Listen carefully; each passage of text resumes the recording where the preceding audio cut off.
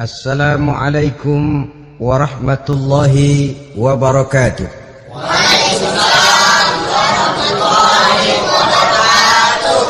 Kalau sebelum Islam dia kerasnya kepada Islam, setelah dia masuk Islam muter arah kepada siapapun yang memusuhi Islam, dia bersikap keras, tegas, dan tidak pernah kenal takut. Bahkan setelah beliau masuk Islam, satu hari ketika di Darul Arqam kumpul-kumpul, waktu itu Nabi belum berdakwah secara terbuka karena pengikut masih sedikit. Sayyidina Umar usul, "Ya Rasul, ada apa Umar? Alasna 'alal haq fi mamatina wa mahyana." Ya Rasul, bukankah kita ini berdiri di atas sesuatu yang benar? Bukankah mati kita, hidup kita untuk melaksanakan sesuatu yang benar? Bala ya Umar, betul Umar. Wallazi nafsi biyadih innakum la'alal haq in muttum wa in hiyitum.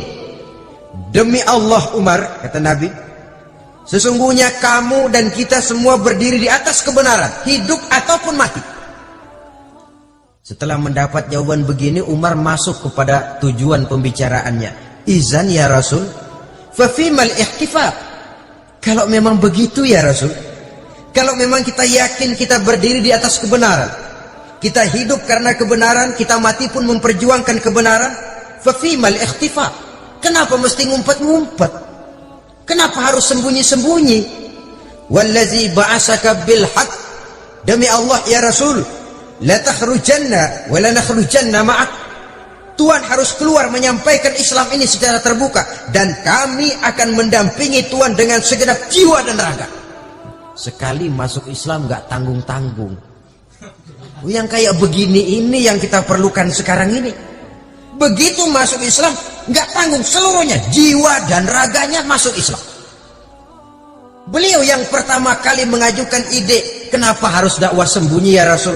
Wong kita berdiri di atas kebenaran, memperjuangkan sesuatu yang hak. Kalau kita mati, kita pun mati membela kebenaran. Kenapa mesti fafimal ikhtifaq? Kenapa harus sembunyi-sembunyi? Mulai sekarang mari keluar ya Rasul, saya akan dampingi Tuhan, nyawa taruhannya. Saudara hadirin yang saya hormati, selalu dia tempat-tempat yang pernah dia melaksanakan maksiat sebelum dia Islam, selalu dia kunjungi, sampai dia berkata, tidak ada tempat yang pernah saya melakukan kesalahan sebelum saya Islam yang harus saya tutupi dengan kebajikan setelah saya Islam sekarang ini. Bahkan ada satu riwayat menjelaskan beliau itu yang tinggi badannya, kekar perawakannya, gemetar orang ngadepin dia. Tapi beliau sendiri sangat mudah gemetar kalau sudah mendengar ayat-ayat Allah. Sehingga ada satu riwayat menjelaskan Sayyidina Umar itu setelah masuk Islam, kalau sholat kadang-kadang bila menoleh ke kanan beliau senyum, bila menoleh ke kiri beliau menangis berurai air mata. Ada orang bertanya, ya Umar, kenapa menengok ke kanan kau senyum, ke kiri kau menangis? Itulah kalau saya ingat jahilnya saya sebelum Islam. Adapun bila saya menoleh ke arah sebelah kanan, saya tersenyum, teringat betapa dulu saya membuat berhala dari korma. Saya tumpuk-tumpuk, saya susun begitu rupa. Setelah saya sembah, saya makan itu korma. Gagah betul saya waktu itu, sampai Tuhan pun saya makan. Adapun kalau saya menoleh ke kiri, teringat putri kesayangan saya yang terbawa oleh tradisi jahiliyah, takut menanggung aib, merasa malu mempunyai anak perempuan, sampai dia terkubur hidup-hidup. Berurai air mata saya mengingat semua itu. Padahal Nabi sudah memberikan jaminan. Sebab saudara jangan lupa, orang kafir masuk Islam, dalam Islam itu dihitung dari bayi lagi, dari nol, itulah untungnya. Jadi misalnya sudah 60 tahun, dari kecil sampai 60 tahun kafir, umur 61 masuk Islam. Nah sejak umur 61 itulah yang dihisab oleh Allah. 60 tahun ke bawah gratis bersih pemutihan. Istimewa betul. Tapi jangan lalu diniatin, gua kafir aja.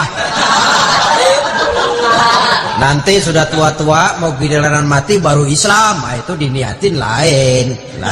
Ini yang karena faktor hidayah, saudara-saudara. Nah, cintanya kepada baginda Nabi luar biasa. Dalam setiap pertempuran beliau selalu di front terdepan.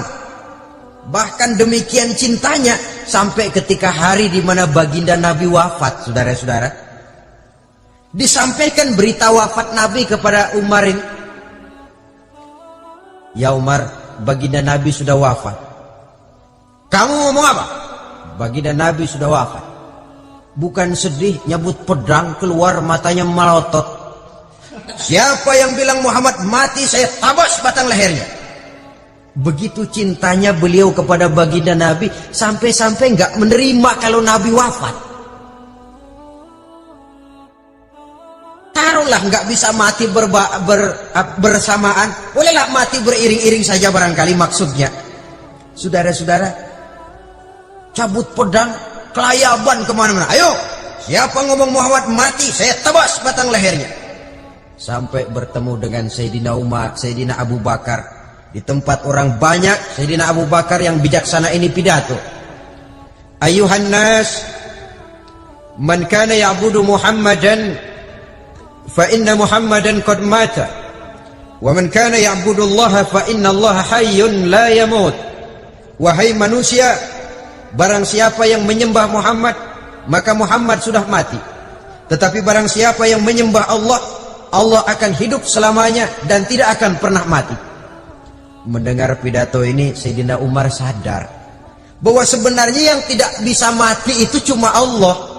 Bagaimanapun agungnya baginda Nabi, besarnya baginda Nabi, tinggi akhlak budi pekertinya Nabi, cintanya beliau kepada Nabi, toh Nabi manusia dan manusia harus mati. Kemudian dibacakan surah Ali Imran ayat 144. Wa ma Muhammadun illa rasul qad khalat min qablihi rusul afa immata aw qutilan qalabtum ala aqabikum. Muhammad tidak lain daripada manusia, telah datang kepadanya rasul. Apakah jika ia mati engkau kembali menjadi murtad atau mundur ke belakang? Mendengar ayat ini dibacakan, Sayyidina Umar sadar, berurai air matanya, menangis dalam kesedihannya. Ini cintanya yang demikian tinggi kepada baginda Rasulullah sallallahu alaihi wasallam.